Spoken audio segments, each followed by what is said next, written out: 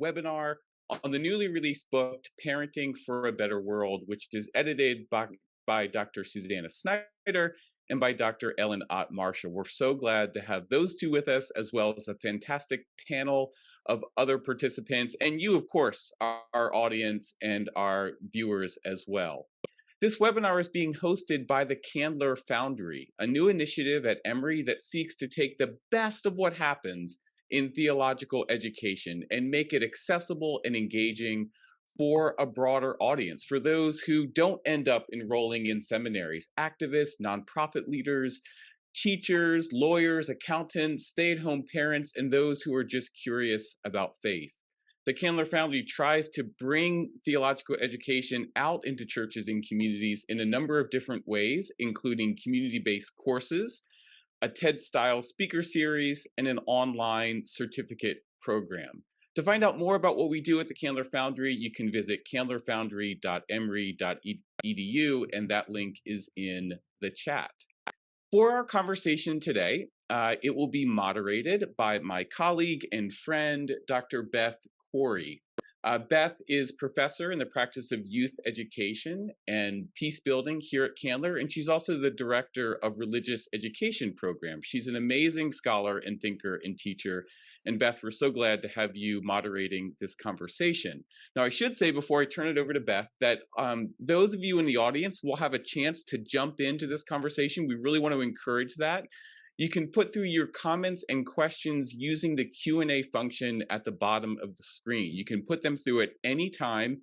We will collect them and curate them, and we will do our best to get to all of your comments and questions in the scope of this webinar. So with that said, Beth, let me turn it over to you. Great. Thank you, Ryan, and thanks to the Candler Foundry for making this happen and hosting us today. As he said, I am Beth Corey. I teach here at Candler, and I am thrilled to be today's discussion moderator with this fantastic resource, Parenting for a Better World.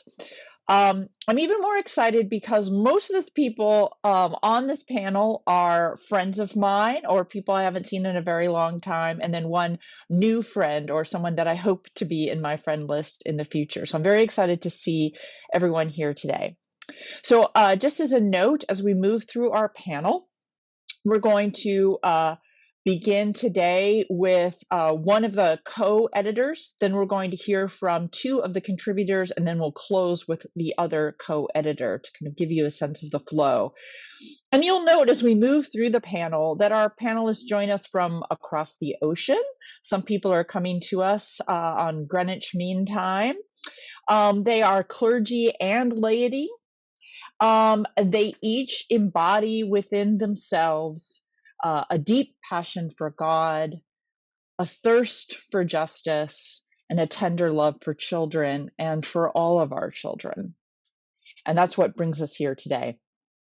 In the book, they make very clear, I always love this in a book, they make very clear what the motivating question is. And I'm just going to read it. The motivating question for this book is, how can we parent in this world as people of Christian faith committed to social and ecological transformation?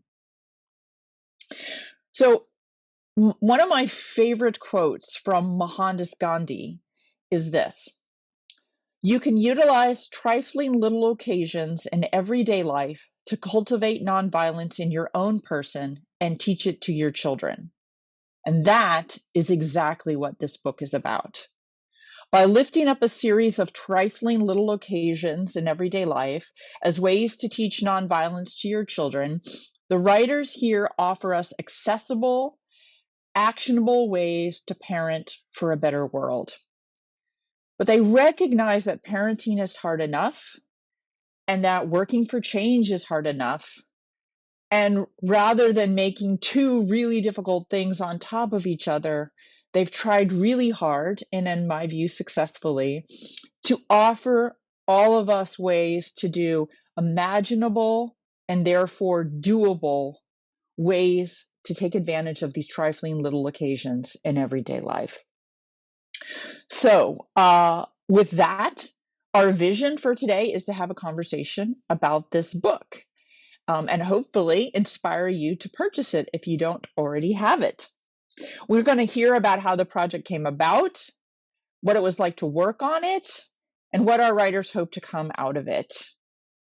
As I said, we're going to begin with our first co-editor, my colleague who is beaming in from just down the hall, the Dr. Ellen Ott Marshall.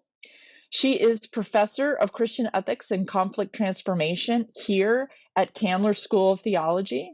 She also serves as director of the Graduate Division of Religion at Emory University, and she is the mother of 3 children.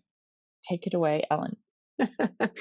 Thanks so much, Beth. Well, first of all, thanks, Beth, for moderating us, and thanks to the whole Candler Foundry team for organizing us and making it technologically and logistically possible for us to be here. It's a real treat to be here with you all and to be sort of reunited in Zoom with my co-authors and co-editor. This is kind of how we've spent most of our time together through this project.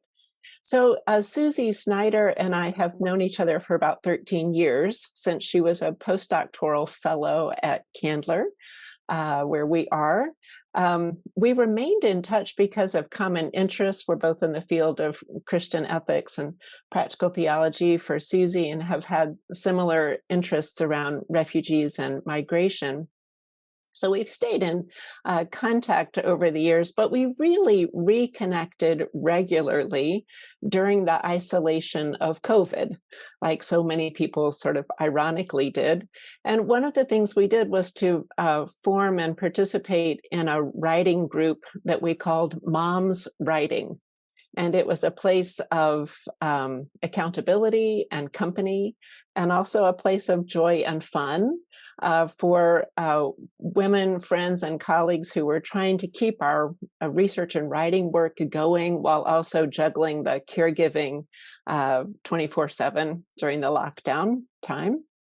So this was a time, as you all know well, when it was very hard to attend to the needs in the household and also attend to the needs in the world. So what COVID isolation made acute was this perennial reality that it's hard to juggle the daily task of parenting with the monumental and really multifaceted work of justice. So at some point in our little Moms Writing pattern, Susie proposed a book project, and I eagerly said, "Oh yes, I want to participate in that." And the book project would bring together people from a variety of parenting contexts and vocational contexts who integrate parenting and justice work in their lives. So we wanted to hear from colleagues and friends, and we also wanted to share how they remain both fully present as parents and also doing good work in the world. So we were just incredibly lucky that the people we invited to write said yes. Everybody had, more than they could do already, and they were willing to give some of their precious time and energy to this project, which was really just a beautiful thing sort of from the start. So we met in Zoom several times to get ourselves organized, to pull together a book proposal, to write and then share our chapters. The whole project took about 18 months, so a year and a half, which is really amazing. The last edited volume I worked on took 4 years. So just to give you kind of a frame for that, it came together really quickly. And what we see now is a lovely, I think, and very honest and hopefully hopeful book that proclaims what we deeply believe to be true, that parenting is an act of faith and an everyday opportunity to change the world. So what we did was to invite our authors to do 3 things: to name a challenge that they experience as a parent, to offer some theological reflection on that challenge, and then to name a practice that they could share with others. And so what you have in the book is a collection of about 13 practices. And these are not items to add to your to-do list, but they're sort of fuel for your thinking about how you, as parents, caregivers, can integrate your your caregiving work with your social justice work. And that's what each practice tries to do. So the variety of them reflects some of our own particular interests in social and ecological justice work. It also reflects our particular parenting contexts. So you've got an invitation to sing subversive lullabies to babies, to talk about kindness with toddlers, to plant edible gardens with sort of young kids. You find invitations and examples for praying with your kids, for making music together, going on reverse pilgrimages, make art and practice meditation. We also have community organizer parents who talk about how you can conduct a relational meeting and focus groups with children, how to listen to what they value, wonder about, mourn, desire, and imagine. And we also invite you just to pause, to slow down, to wait, to respond to the interruption. And we also invite you to protest together, to pick up essential items to give to others, and to organize for change together. But again, all of these offerings are not intended to add to the to-do list. They're really intended to get you thinking about how you can do more intentionally something that you're inclined to do, and to see that practice as an integration of both parenting and social justice into your life. So I'm going to say just really quickly what my daughter Catherine and I wrote, and then we'll get to hear from two other contributors and from Susie Snyder as well. So when it came to my turn to offer something from our family experience, I invited Catherine, who's the oldest of our three kids, to write with me. And we decided to write about something we were wrestling with, which is the conflicted emotions of outrage at injustice, and also awareness of privilege and even complicity with structures that benefit us. So that emotional terrain is incredibly difficult to navigate, but it's crucial to help our kids do that emotional work of justice seeking as well. And especially in the context of anti-racism work, it's crucial to help white kids do this work at home so they don't center their emotions in public. So Catherine and I landed on something that we were already doing and could do with more intention as a practice, and that was using meditation with collage. We both have a morning meditation practice, and Catherine has always enjoyed making art, and I have always appreciated looking at art. I don't have any art skills myself, but I love to look at it. As you all know, collage is a form of art that captures both ambiguity and complexity and tension. So Catherine found it useful to create collages to think through conflicted emotions like outrage and complicity, grief and guilt, discouragement and hope. And I found it helpful to use collage as a resource for meditation. So what we offer is a practice of meditation with and or through collage as a way to help families process together the complicated emotional terrain of justice work. And I'll pass it back to you, Beth. All right. Thank you. So we're going to hear from one of our contributors now. Chinny McDonald is the director of Theos, which is a UK-based research organization that hosts conversations, debates, and lectures on religion, politics, and society in the contemporary world. They provide commentary and analysis on current affairs and popular culture. And Chinny has 2 children. So please tell us about your work. Hey, thank you. Greetings from London, southeast of London. It's really great to be here, and it's been really great to be part of this project. I'm going to start by being really honest. I am sitting in my 5-year-old's bedroom. As you can see, there is chaos around me. I thought maybe I could style it out and say I wanted to give present a context in which I am a mother of a real life kid.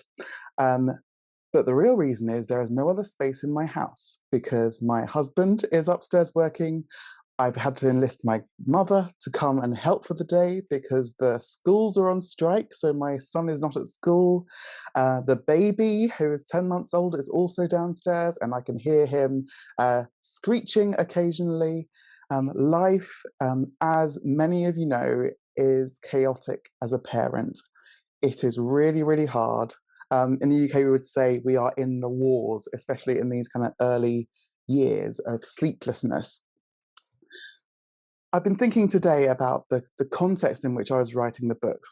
The context was very much in the middle of COVID, the lockdowns, in which that sense of, as I've been saying, this acute sense of stress, high levels of stress, both internally within the home, but also a sense of rage that I felt and a sense of injustice, particularly about Black Lives Matter and the racial oppression of Black people over centuries, but also how that continued to persist today in terms of COVID vaccines and how they are being hoarded by Western white majority nations. And within that context of stressful parenting, global injustice, I realized that one of the things that has always been important to me and continues to be important, and I want to be important for my children, is kindness. So my chapter is about cultivating kindness. When my son was little, my first son, I bought this book called Be Kind, which was by Pat Zietlow Miller. And I love this book. It is a gorgeous book which shows all the different ways that a child in school can be kind to other people. And I realized that this was really important to me. It had also been important to me before my son was born. We have something called, I don't know what you call them, prenatal classes where you get together with other couples. We call them NCT classes. I remember being 8 months pregnant, and our instructor, our teacher there, asked us to write on some kind of luggage tags the 3 personality types that we would want for our future child. And I remember writing a sense of adventure, fun, but also I wanted my child to be kind. Now, what do we mean by kindness? So, as we all know, kindness is not necessarily innate. There are some things about kindness that need to be taught. For example, just a few minutes before I joined this call, my 5-year-old threw a complete tantrum because the baby knocked over his train tracks. Sometimes I end up kind of saying to him, just be kind, just be kind. But it's not necessarily something that can be taught. It can be potentially cultivated. There are all sorts of practices that we can introduce, even at some really young ages, to help our children be kind. And this is kindness in the middle of what I and many others are feeling at the moment, a sense of, the Germans have a word for it, which is Weltschmerz, which is world weariness, this idea of the world being this terrible, terrible place where bad things happen. So it's within that context in which kindness becomes even more important. Now, for me, that means kindness to, cultivating kindness to ourselves, and for my son to himself, cultivating kindness to others, but also a sense of kindness to the planet. Kindness to ourselves. I reflected during Black Lives Matter and during the writing of my own book, God is Not a White Man, that there are all sorts of ways in which oppression can be internalized. So I remember when I was 5 years old, I was tasked at school with drawing a self-portrait. I drew myself with long yellow hair, blue eyes, pink rosy cheeks. And someone said to me, that's not you. And I remember a profound sense, even at 5 years old, of being really disappointed with that. The fact that I wasn't white, the fact that blackness was associated with badness. And fast forward 30 years, and a similar thing happened with my eldest son. When he was about 2 years old, he became obsessed with colors of things. So we would say, what color is the sky? And he'd say, blue. What color is the sun? Yellow. And what color are you? Now, my husband, his father is white, and I am black, so our children are biracial. I remember when he said, "What colour are you?" He said, "Grey." And he looked really, really disappointed with that. And I realized that history was repeating itself. And my husband said, "You're not grey, you're golden brown." And this idea of this Imago Dei, us being made in the image of God, this thread, this special thread that runs through us. I think remembering those kinds of things, remembering that we are made in God's image, can help us be kind to ourselves, can help us to silence and quieten the negative voices, particularly among oppressed groups. So being kind to ourselves was one of my things. Being kind to others.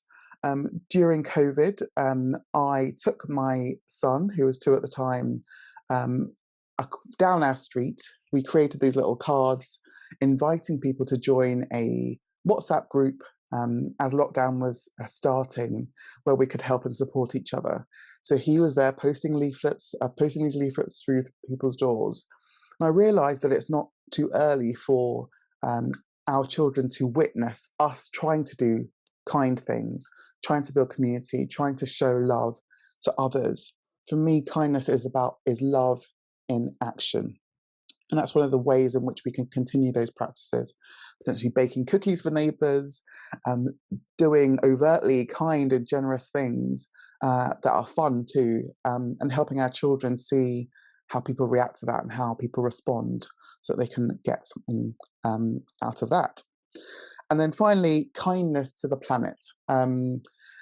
Part of my existential angst, as for many parents, is this idea of the end of the world through climate catastrophe. I remember some years ago joining the Mothers Rise Up march in London, in which there were mothers and parents marching for the future of the planet for our children.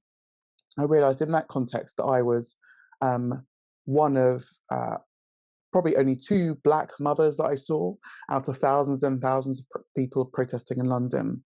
I realized that particularly for Black and marginalized groups in the UK and globally, climate change is not just a future threat, but is a current reality. And so for me, for my child to help to cultivate kindness, a sense of wanting to be kind to others is really important. So I've realized in this process of writing this book, and even been reminded today, kind of reflecting on what I've written, some of the practices that you can employ even at a very, very young age to help cultivate kindness in our children.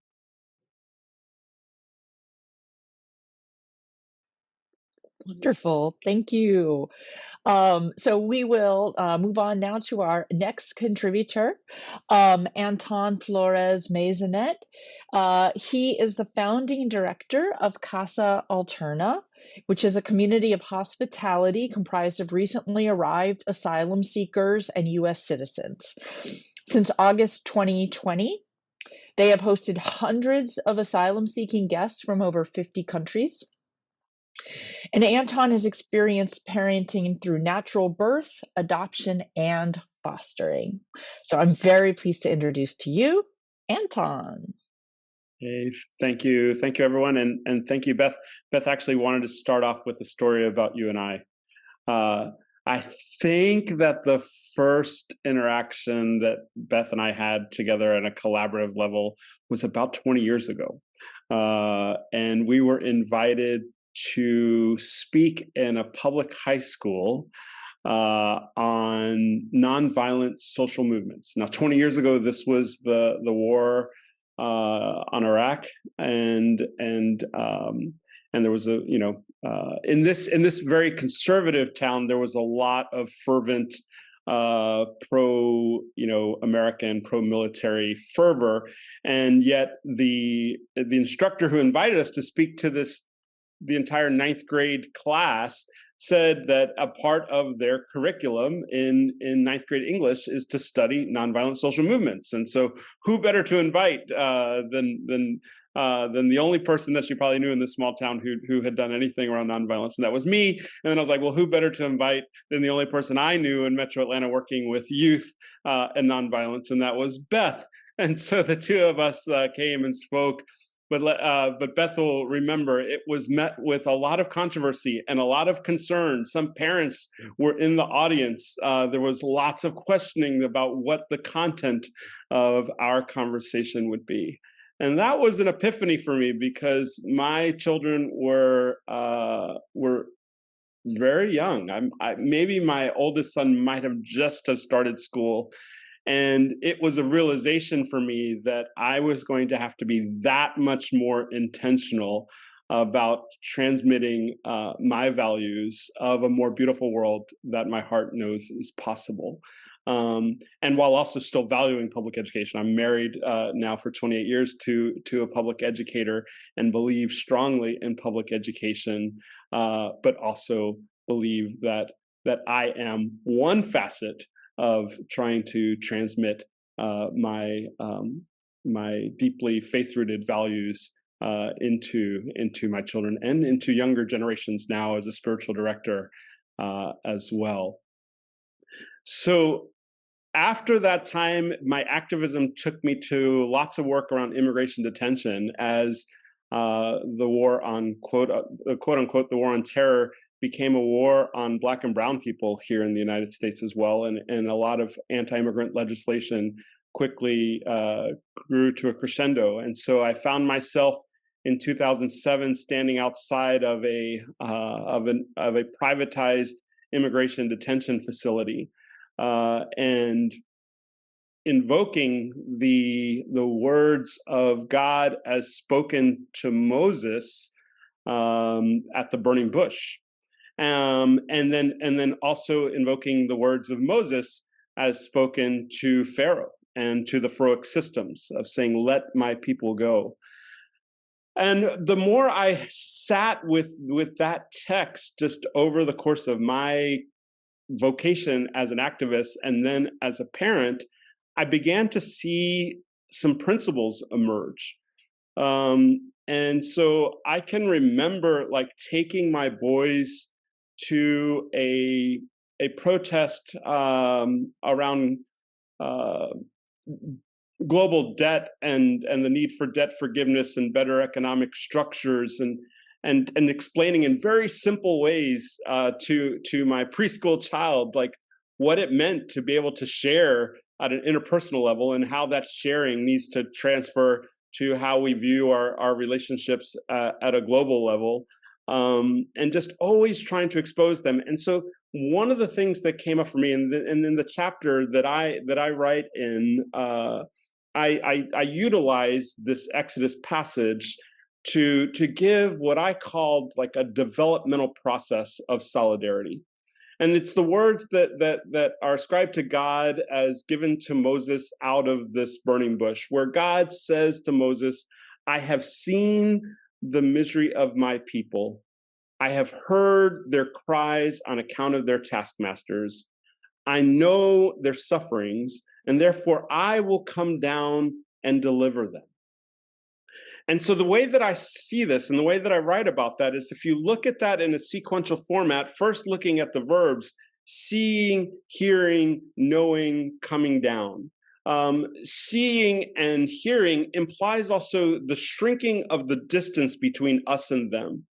We can see from farther away than we can hear, right? And then the hearing to the knowing there isn't an idea of intellect. It's an idea of the heart. It's an idea of intense compassion, of intimacy. And so you see, you hear, and you know. And so one of the things that I find really, really instructive for me as an educator, as a spiritual director, and as a parent is to be very cognizant of where is this individual in this journey of solidarity. Do their eyes need to be open to seeing the things that of injustice in this world? I mean, privilege has such a way of normalizing it's structures that benefit that young people need eye-opening moments. The problem is that as a former youth minister, I know that lots of times we excel in eye-opening experiences, but we tokenize, we objectify, or we immediately, many young people will go back and say, oh, that eye-opening experience only makes me more grateful for everything I have, and doesn't peel back the layers of complicity or of what God might be inviting this young person into. And so the second part of that is then to say hearing, right? Instead of what we do with lots of youth groups is go, fix, do, build, evangelize, those types of things. That second step is a critical one. Hearing the cries, hearing the voices on the margin, hearing those who have been historically muted, centering the voices of those who are dealing with injustice and oppression. As Ellen talked about, like doing that healing work at home if you are a white, able-bodied individual, but then going out into the world and listening to the voices that have historically been muted and marginalized. The third step is even more risky. And it reminds me of when I was, and I write about this in the book, where I was in middle school and I was in a very elite choir and we were on tour in Mexico City. And I end up engaging a child who seemed to be living on the street and was definitely asking for financial assistance on the streets and was totally alone and unaccompanied. Probably was he told me he was 8 years old.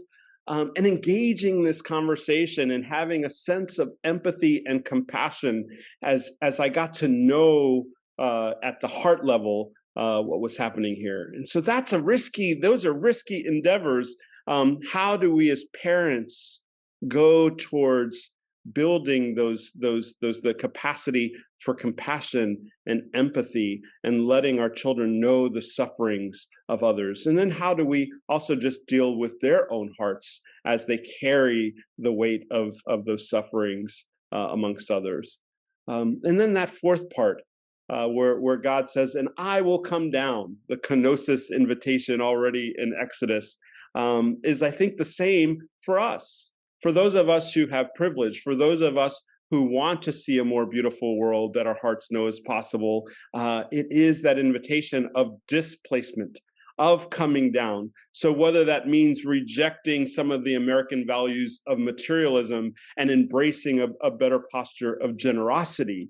With our boys every Christmas, when they would come home, we would leave with our car, filled with the gifts that we were going to give away to relatives and loved ones and the clothing that we were taking on our road trip. But we would come back overflowing with all of the gifts and toys that they received. And so we always had like a ritual that before their new toys would go into their bedroom, the same volume of toys had to come out. And it became such a ritual that it actually fostered a sense of generosity, because they knew that then those gifts would be donated to some organization or to some would be regifted and repurposed for other folks. So even just that modeling of deaccumulation and was just a very simple way to say, and what does it mean to come down so that we can live in a world where everyone can be liberated and free.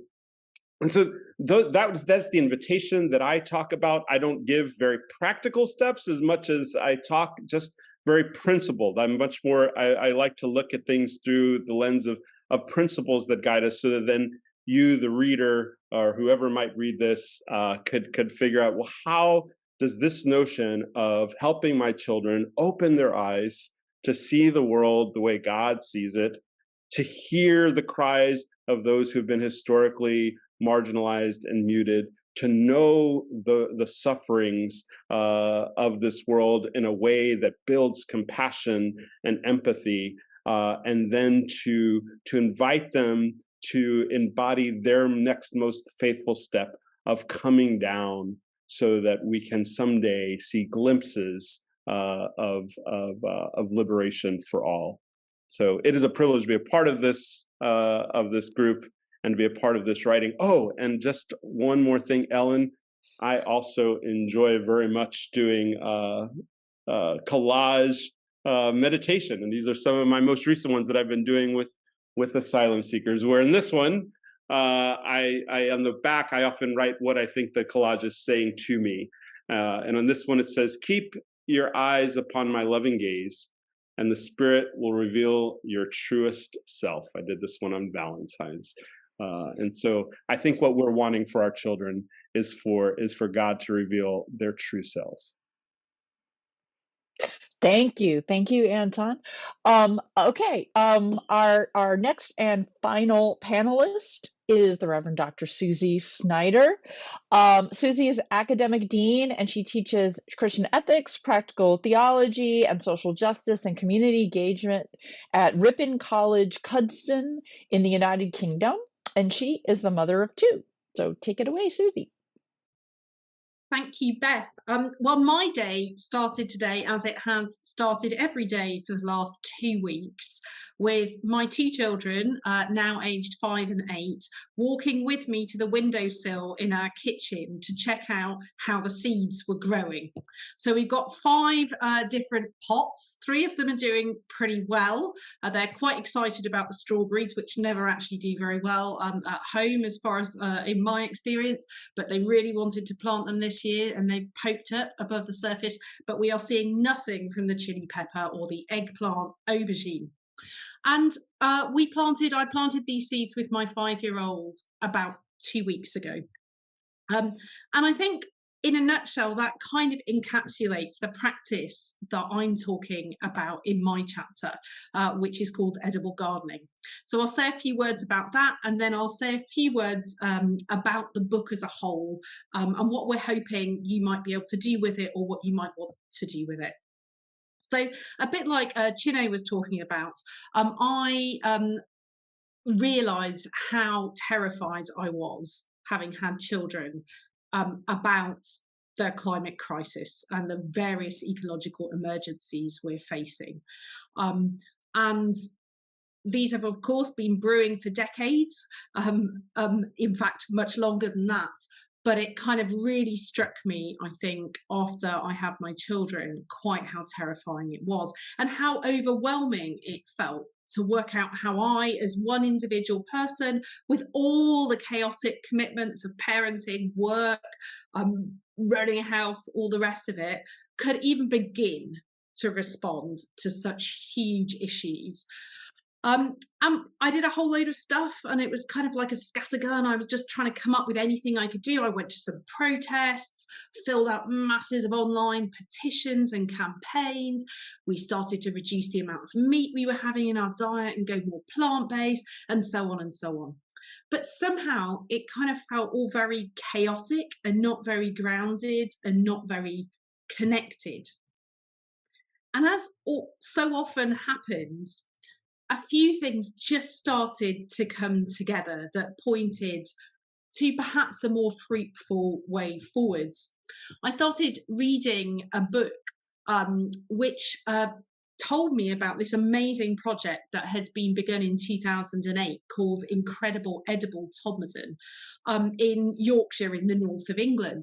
And this is where 2 women had got together, and in disused areas of the town, it was an old industrial town with a lot of areas that were now quite derelict, they'd started planting edible plants, which they then invited everybody in the community to help themselves to and to share among themselves. And it just sounded so creative and inspiring. It had brought the community together. It had turned kind of really unattractive and tarmacked areas into vibrant places of communal and ecological life.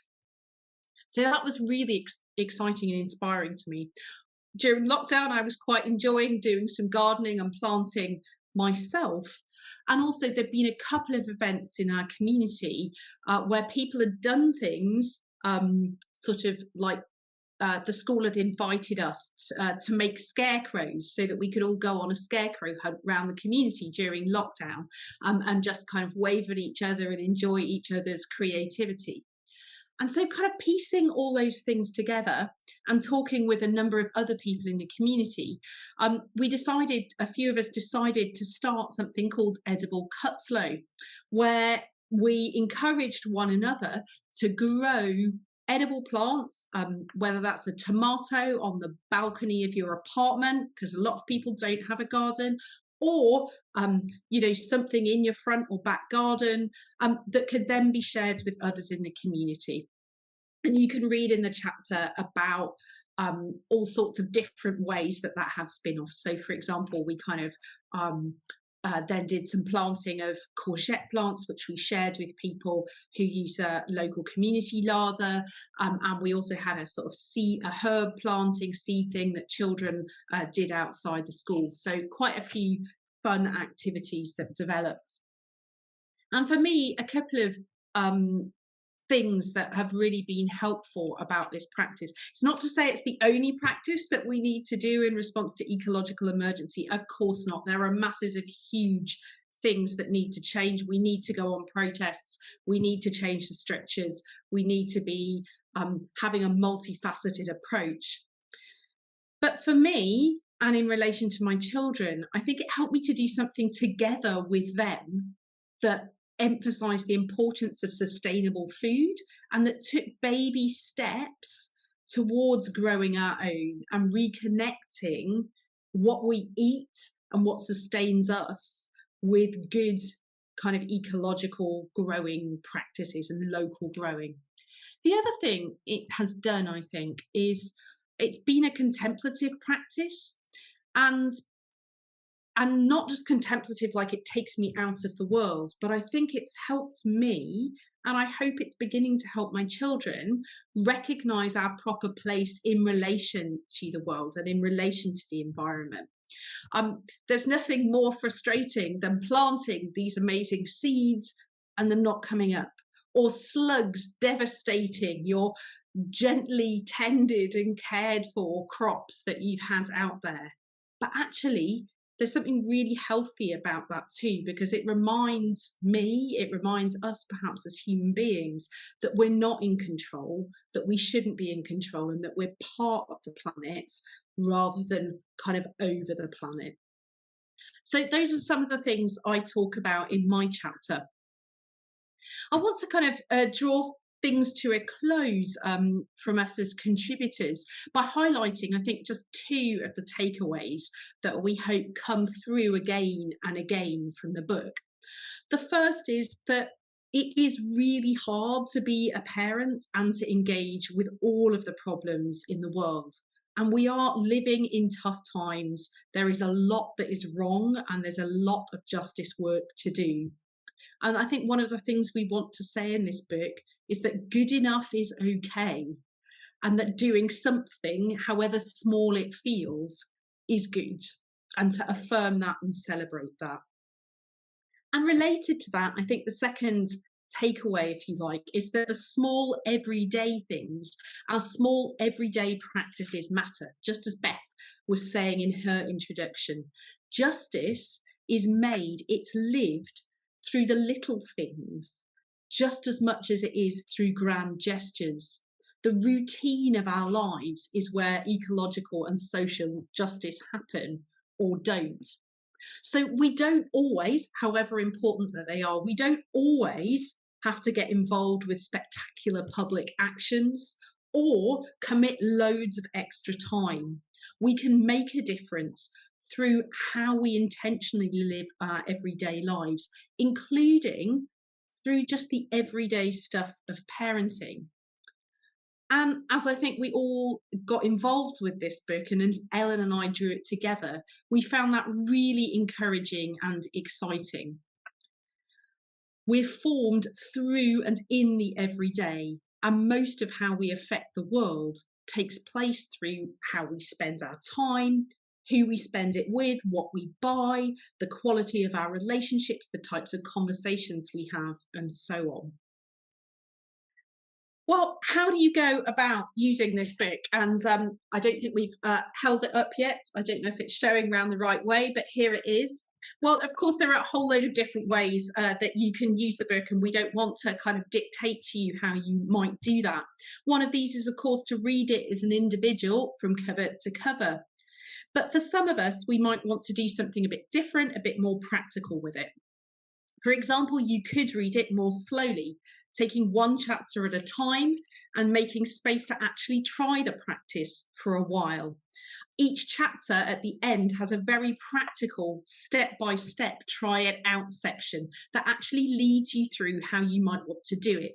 They're not instructions that you have to do, but they're kind of hints and tips or an invitation to try it out through these practical steps.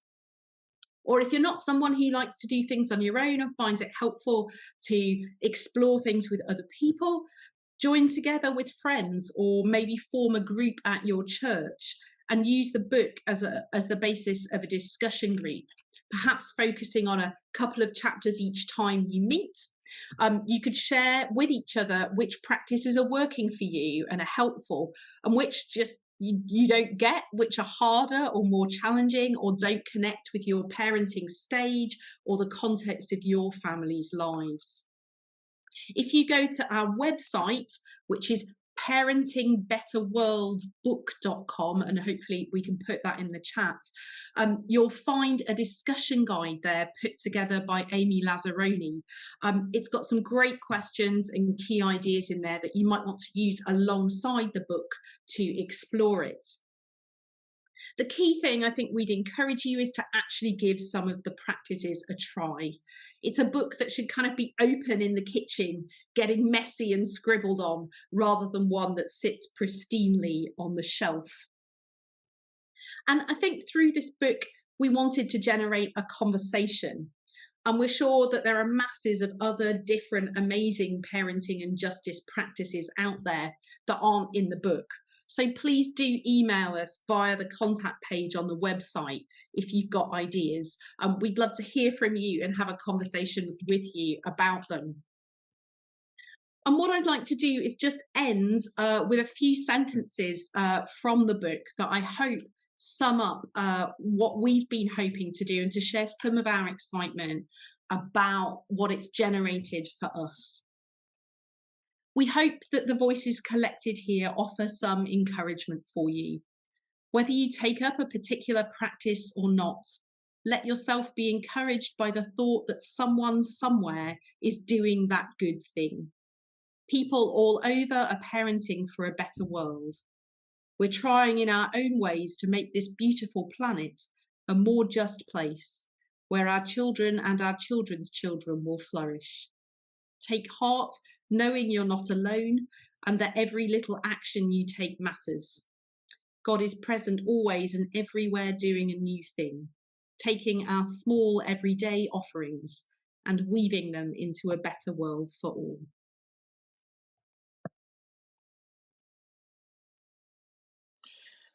Thank you, Susie. That was wonderful and a wonderful way to inspire us and to sum it up. We have just a few minutes for questions, and I do want to remind people, I forgot to mention this at the beginning, but it went out, I think, in some of the promo things. I'm the director of the program in religious education here, and courtesy of that program, I am going to pay for 10 copies of this book and send it to 10 participants that ask questions. So as we've got one question so far that I'm going to put, and just keep adding them, even if we don't have time to get to them. We have your registration information, and so I'm delighted to be able to share this book with as many people as possible. So the first question that we have is from Ashley Waite Riddle, and she asks, sometimes when I suggest an activity that seems kind or ecological or spiritual, this will be when my 6-year-old declares that she is not participating. Any advice on navigating this?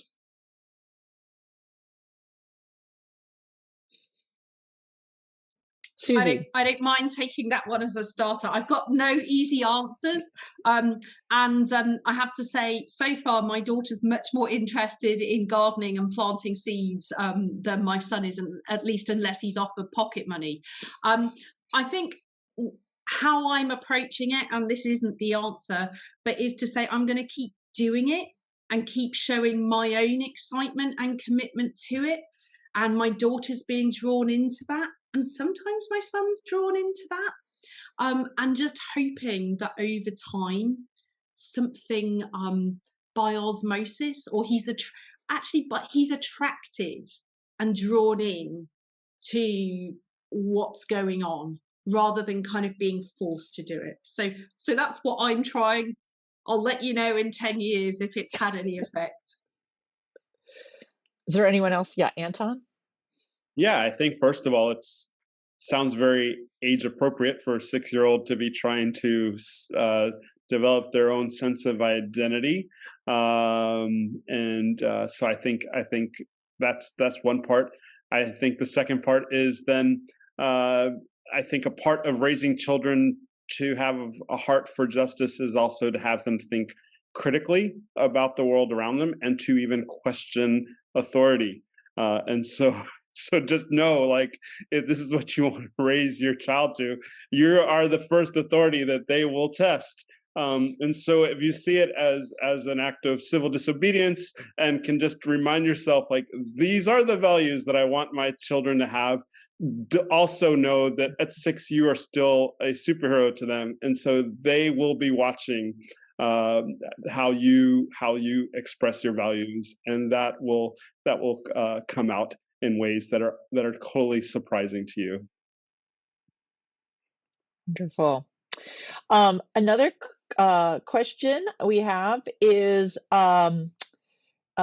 this one's been upvoted a little bit from Tess Welch. She's a student here. She says, so I'm not a parent, but I am a children's minister for 3rd through 5th grade. What are the best practices in this book that could be utilized in an older elementary church format? Anyone want to answer that? Well, I can start. I think that, I do think that the practices arise out of our own households, but they're not household exclusive. So I think to think about the ways in which wherever you are connecting with kids or youth, that you could engage their creativity and listen to what their concerns are and respond to those together in this kind of intergenerational way, we would welcome. I think I'm trying to think of a practice that would not work with the group you described. I'll name one that immediately comes to mind and then see if you guys want to jump in. So there's a lovely chapter that's co-authored between a father and son. It's an interview with Carlton Mackey and his son Isaiah.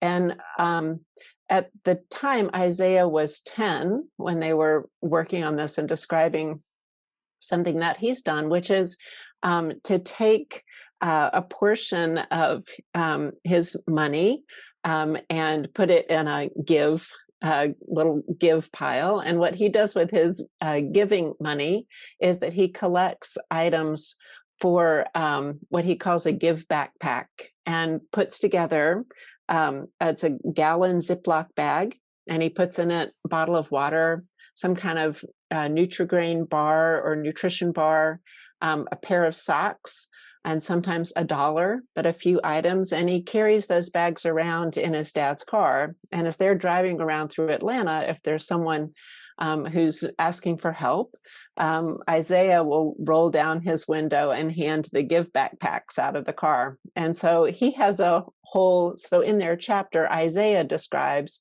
how he created these and why and what he hopes to be doing. So there's some things that are really concrete like that.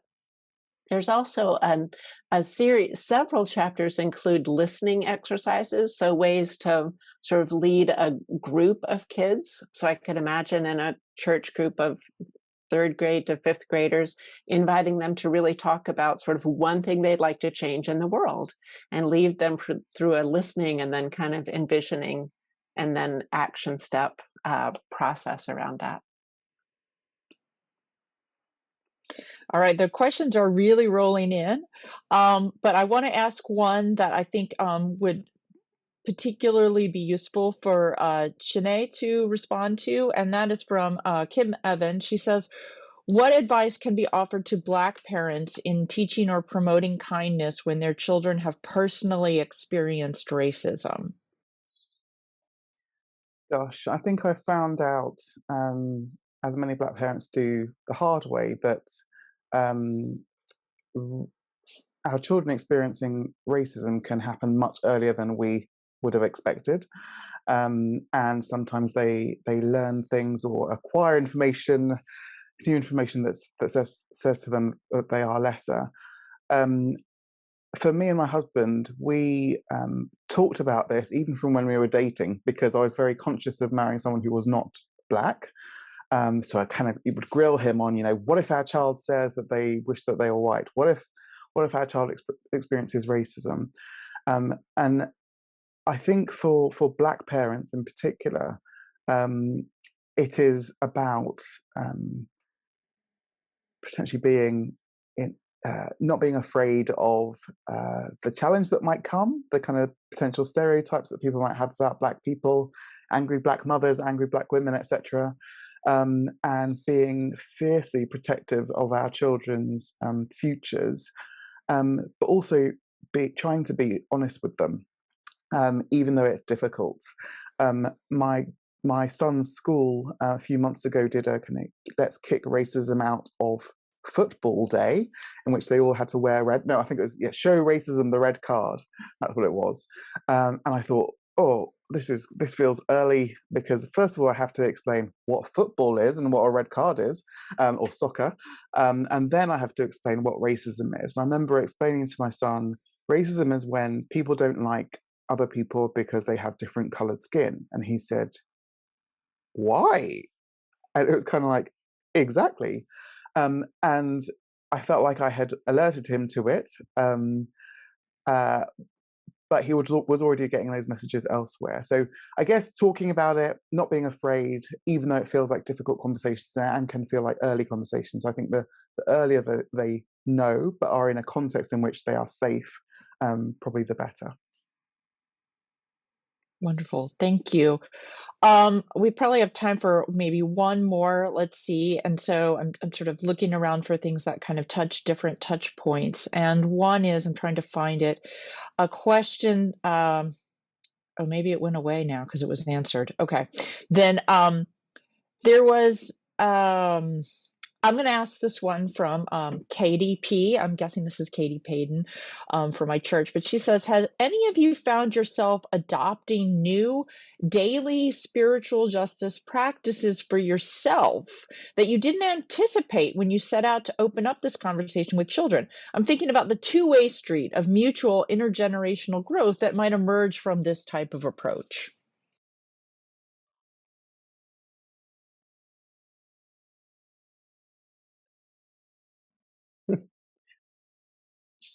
Oh, Susie, Susie? I think you're muted.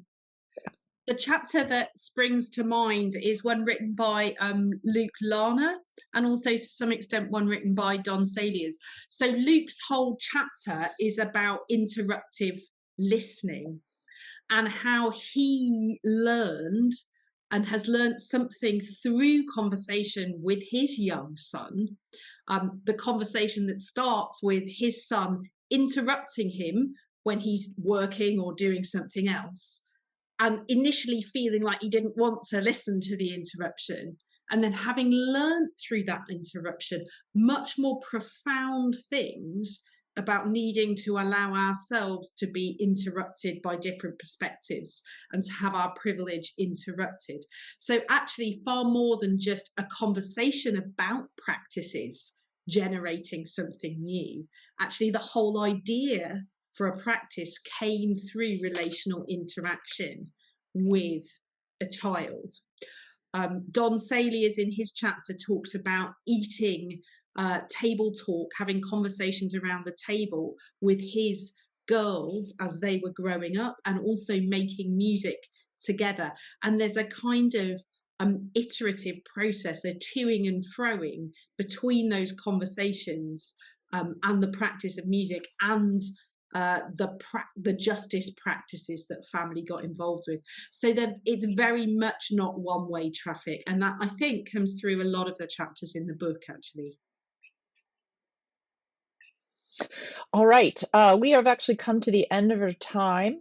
I'm going to turn it over to Ryan, but I will just note a few things. Again, we will keep track of all the questions that were asked, and 10 of you lucky people will get a free copy of the book. I'll be in touch with you. I think, and there was a suggestion from Kara Curtis that of continuing that conversation. I thought maybe Ryan could speak to that. So I will turn it over to you. Thank you. Great. Well, thank you, Beth, and thank you, everyone. I, as both someone who teaches in the area of theology and who is a parent of a 9-year-old, I listened with rapt attention to everything. And I have also many more questions. So I hope you all can stay on for the next hour just to deal with me and my questions as a parent. But seriously, thank you so much. Just really great content, and I'm grateful for your vulnerability and your sharing and your wisdom.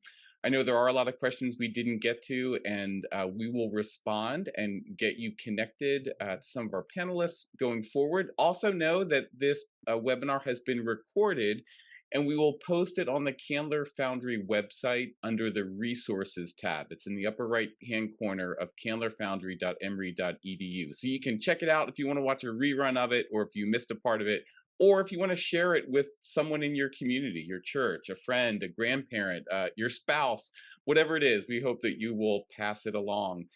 We also, through the Candler Foundry, offer opportunities to go deeper than what a webinar like this would allow, including classes on this sort of subject. And so if there is interest in saying, hey, we want to camp out here more, we want to develop and sort of sit together and discuss and learn in more of an ongoing setting in a course, we can make that happen. So let us know. You can email us at candlerfoundry@emory.edu. Let us know if this is a course you might want to bring to your community or your church, and we will work to make that happen. But again, thank you everyone for attending. Thank you panelists and moderator for what you did and for generating such a great conversation. We hope you all are well. Be safe, stay healthy, and best wishes in your parenting for a better world. Take care, everyone.